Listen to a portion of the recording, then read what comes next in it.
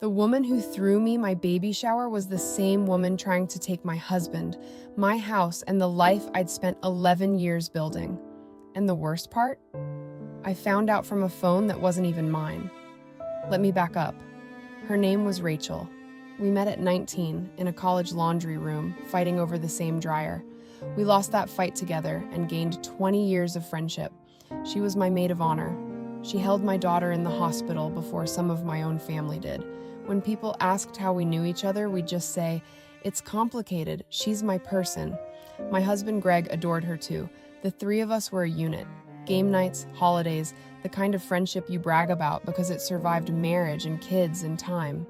So when things at home started feeling off, Greg distant, on his phone more, suddenly very interested in the gym, I didn't think about Rachel, not once.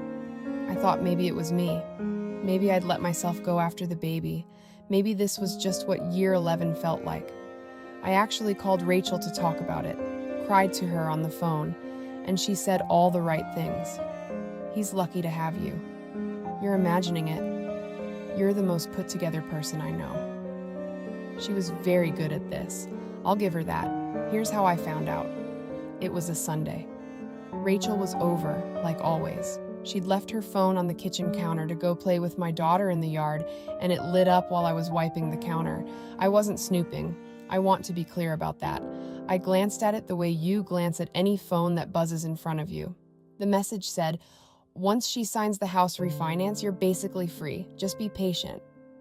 It was from Greg.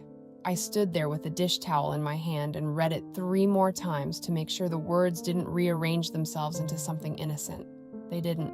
My husband, my best friend, and a plan, a financial plan, to push me out of my own home while I smiled and made them coffee. I didn't scream. I didn't throw the phone. Something in me went very, very quiet, because I understood instantly that the version of me they were counting on was the one who reacts, the one who cries and confronts and gives them the fight they could control. So I put the phone back exactly where it was, face down. I walked outside and I watched Rachel pushing my daughter on the swing, and I smiled and asked if she wanted to stay for dinner. She did. Of course she did. That night, after everyone left, I started a folder. Not a paper one, a quiet one, in my head, and then on a drive only I knew about.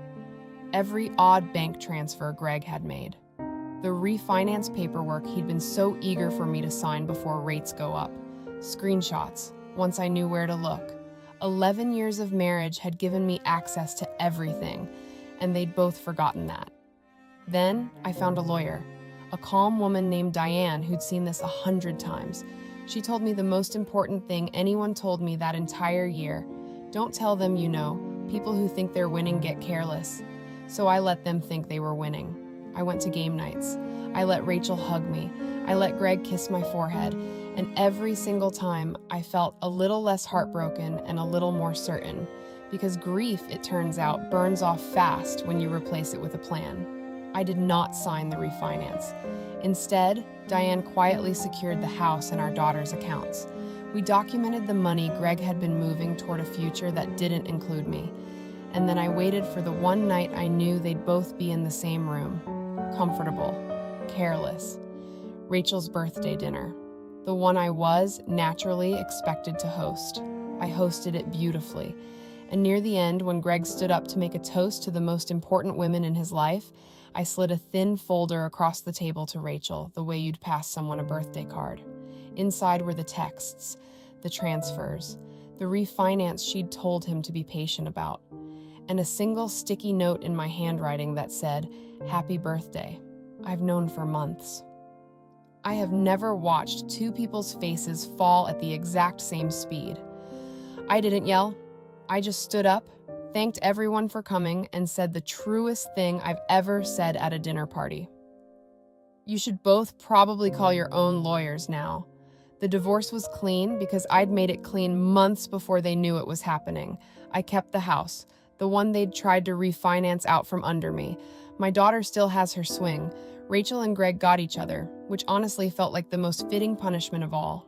Here is what I want you to take from this. When someone betrays you, they are gambling on your reaction. They need you to be loud so they can call you crazy. They need you to confront them so they can control the story. Don't give them the story. When you find out who someone really is, you don't owe them a scene. You owe yourself a plan. Stay quiet, stay precise, protect what's yours, and let them keep right on thinking they're winning all the way up until the moment they aren't. They threw me a baby shower. I threw them a reckoning. If her story stayed with you, there are more like it here. Subscribe, and I will tell you the next one.